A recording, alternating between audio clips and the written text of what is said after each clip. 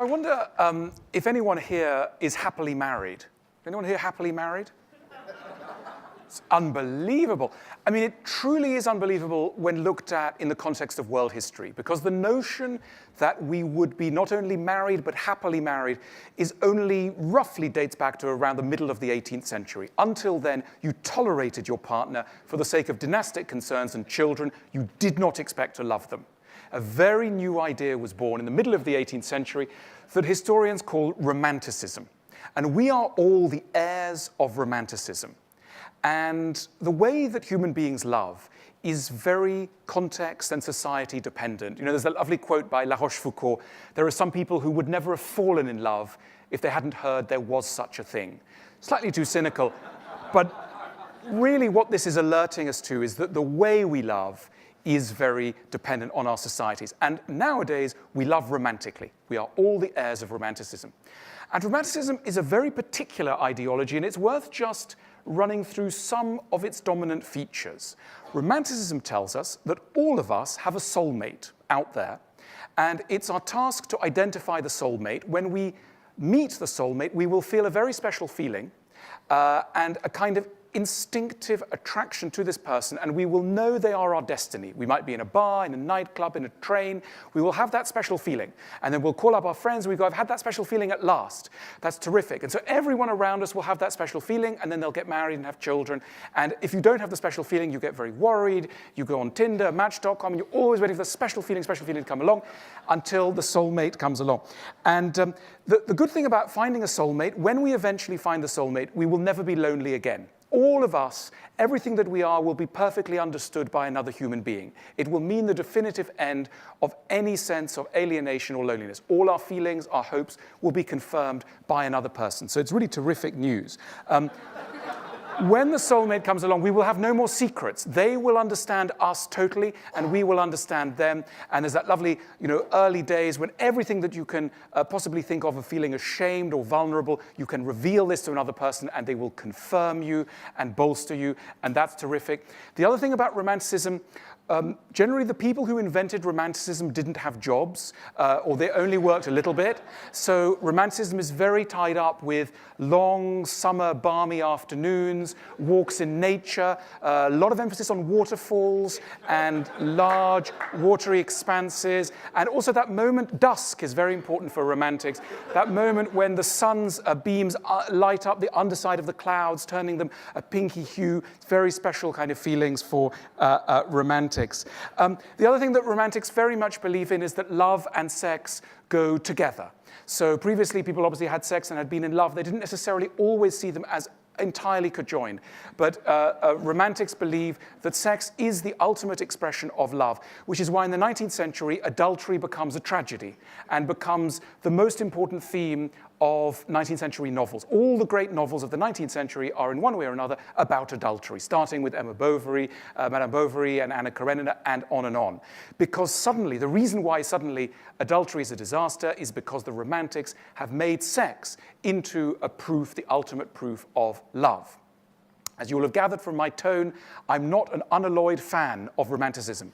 I believe that it has caused us immense trouble. In fact, I believe that Romanticism is the single greatest enemy we face for love, and that if we are to learn how to love better in the future, we must give up a lot of the feelings that got us into the sort of relationships that Romanticism points us towards. Now, what is so wrong with Romanticism? Why the cynicism? Well, let's start with a few points. One of the first things that's troublesome is that, unlike what Romanticism tells us, we are not pure, kind, loving beings simply on the lookout for a soulmate. We are deeply dangerous, and most of us are on the edge of insanity. This is not an exception. It's just what it means to be human. All of us are only just holding it together. We are dangerous to be around. We have all sorts of impulses, feelings, desires, which make us great trouble to be around. The only people we can think of as normal are people we've just met. Once we've met them a little bit more, we will soon realize that they are not normal.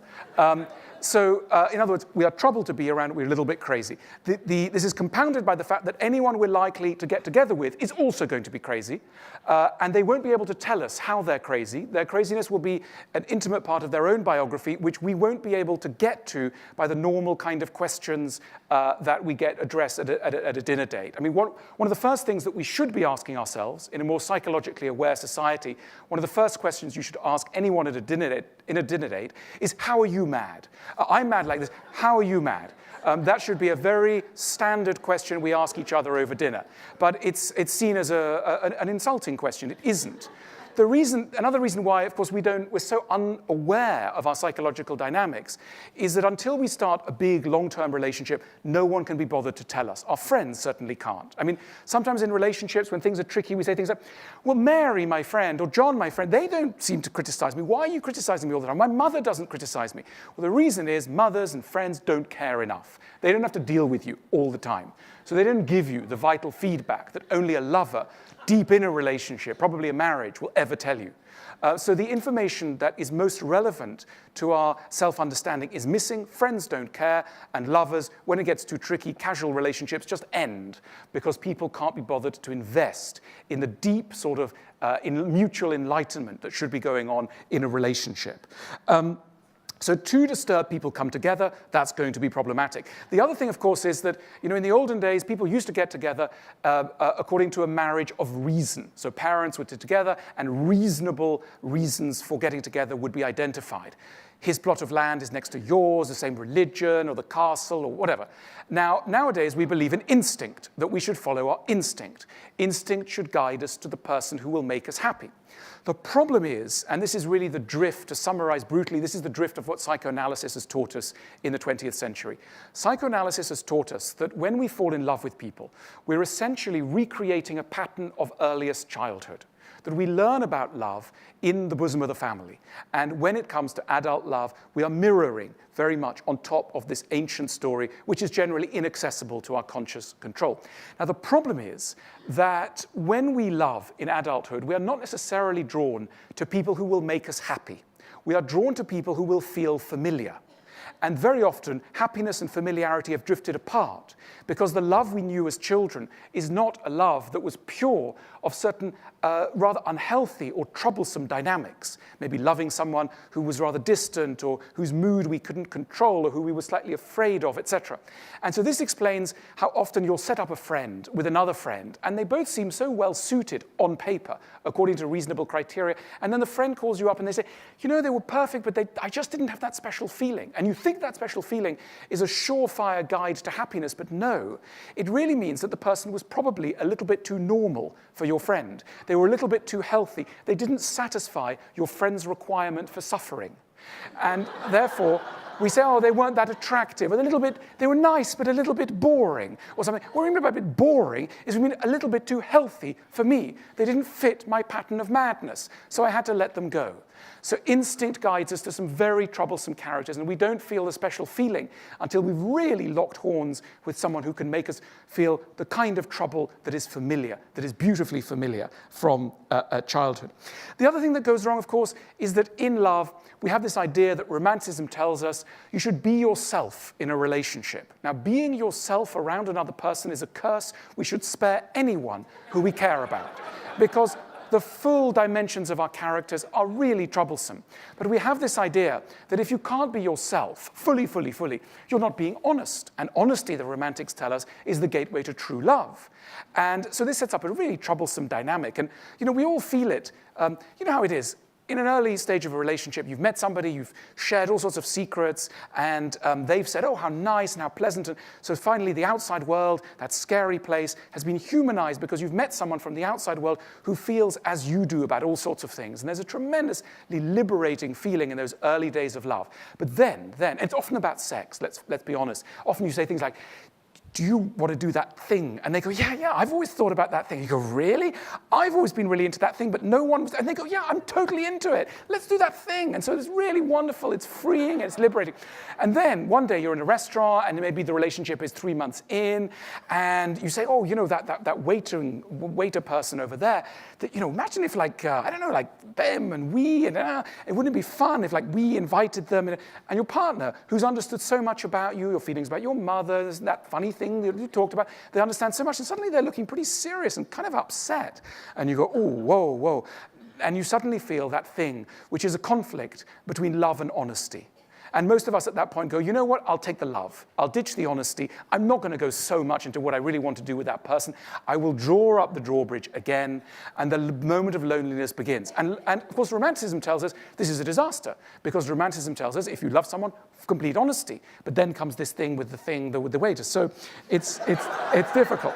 Okay, so the other thing that romanticism tells us is if you really love someone, and they really love you, you shouldn't use too many words. You will feel an intuitive understanding with someone.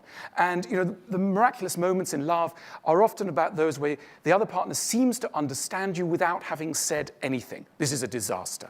Because this can only, it's very charming in the first 3 months. But long term, the idea that someone is going to understand you without you needing to speak or communicate is a disaster. It's a collective disaster that has marred love for millions of people. It's led to an outbreak of sulking. Because what is a sulk in love, other than a deep conviction that your lover should understand something, and they haven't understood, and that's why you're not going to tell them why you're upset. You're upset, but you're not going to tell them, and the reason you're not going to tell them because if they loved you, they would know why you were upset. So that's why you're going to bolt yourself in the bathroom, and you won't say what's wrong. Because a true lover knows what they would be able to read through the bathroom door what was wrong with you. The other thing that's really troublesome about romantic love is this belief that if you love somebody, and if someone loves you, they accept the whole of you. And that they never try to change you. And often there's very awkward moments when someone goes, you really kind of have that funny thing like when you're eating cereal, there's this funny chewing noise. And the other one goes, hang on a minute, I thought you loved me. And they go, no, I do love you, but there's that chewing noise. And they go, you're always so critical. My mother's not so critical. My friends are, my ex-boyfriend, my ex-girlfriend is not so critical. And you go, I love you. I need to tell you about the cereal. And that is seen as a breach of love, a breach of the ground rules of love. It isn't. But we have the wrong idea of love. We need to go back to the ancient Greeks. The ancient Greeks had a much wiser vision of love. The ancient Greeks believed that love is an attraction to perfection and virtue and accomplishment. Whenever we see virtue and accomplishment, we feel a sensation of love. We're tolerant towards the bad, the imperfect, the fragile, the vulnerable. We tolerate it and we're kind to it, but we don't love it. We just put up with it.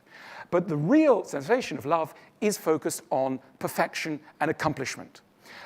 Now, the romantic view is contrary to that. It says you should love the whole thing. There is no such thing as a weakness, a vulnerability. All these things are equally lovable.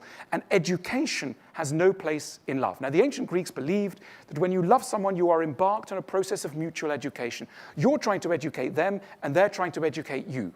The problem is education goes so wrong in love most of the time nowadays because romanticism has made it seem illegal. Now, when is a teacher a good teacher? A good teacher is somebody who, first of all, feels relaxed. They feel it's legitimate for them to teach an audience. The audience feels it's legitimate to be in a student position, none of which exists in the conditions of love normally, in which you're trying to tell someone something. And now, why are we such bad teachers in love? Not just because we think it's illegitimate, because so much is at stake. The best teachers don't really care about the progress of their students. If the students haven't understood, doesn't matter. You'll get on to the next trigonometry class, doesn't matter. In love, we care so much, and so we're so hysterical. We're trying to teach someone something on the verge of a catastrophe in our own lives because we're haunted by the feeling in love, in long-term love, I've married the wrong person, therefore I've ruined my life. And that's not a good position to be in when you're trying to teach someone how to eat in a different way or make anecdotes in a different way. You're hysterical. You're going, the background thought is, I've ruined my life, I've married an idiot, and they've got to understand. So you shout and you scream and you humiliate, and of course no one's ever learned anything under conditions of humiliation. The moment you said anything humiliating, the lesson's over. They're not on your side and they're offended. As we know from feedback forms, it's got to be 99% sweetness and light and honey and 1% criticism, then you've got a potential chance to educate.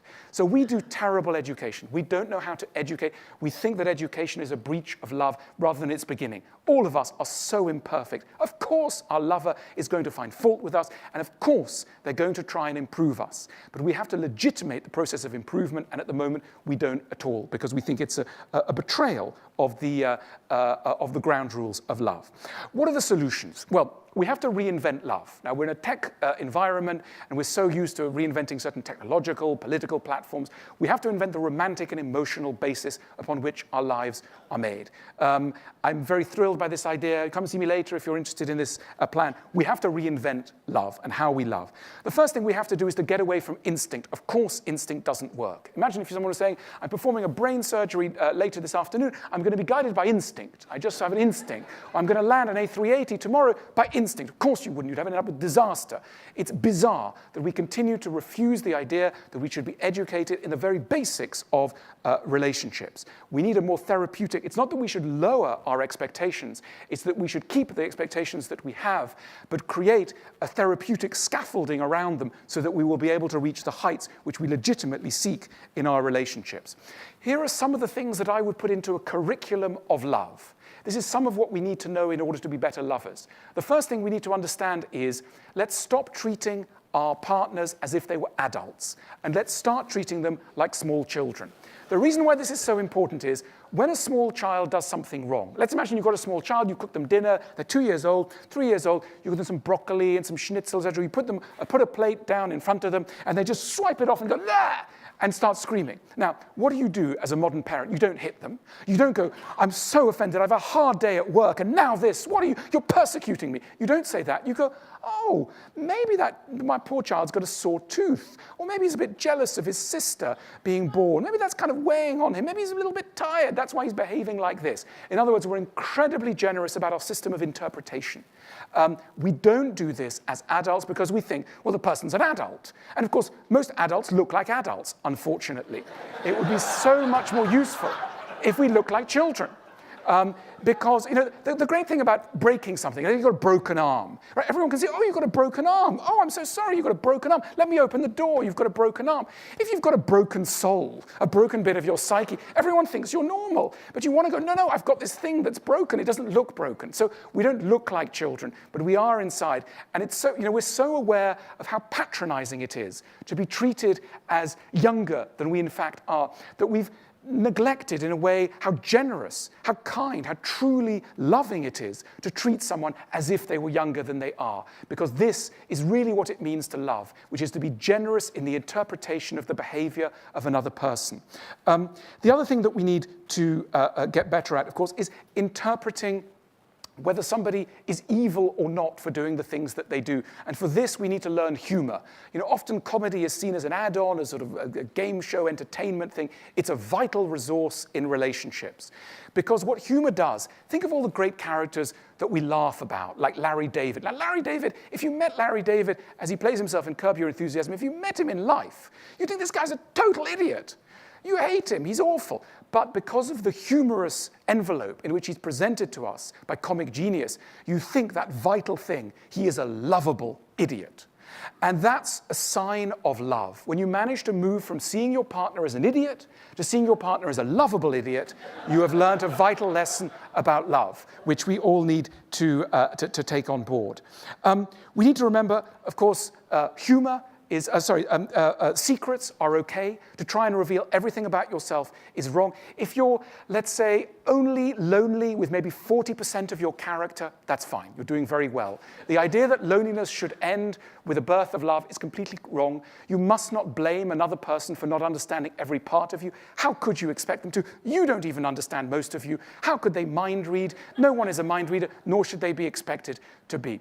So, ladies and gentlemen, a quick rundown of the kinds of the kind of checklist that you should be making to know that you are ready for love. You know you're ready for love when you have gently understood that, of course, you are crazy. You have gently understood that, of course, your partner is crazy. You've gently understood that you don't really understand yourself, they don't understand themselves, and your communication is likely to be completely dire at the instinctive level, and you need to bring it on to a more therapeutic level. You need to understand that love is going to be accompanied by a lot of practical details. You won't be on holiday. You won't be with the waterfalls all the time or the lovely, beautiful clouds. That love is a practical venture. And that you will be unhappy a great deal of the time. Pessimism is often seen as the enemy of good things, and indeed it is in many ventures. But when you embark on the journey of love, pessimism, in fact, is the most generous and kindly emotion that you could direct towards yourself and your partner. That is the future of love that I've been sketching for you. Thank you so much.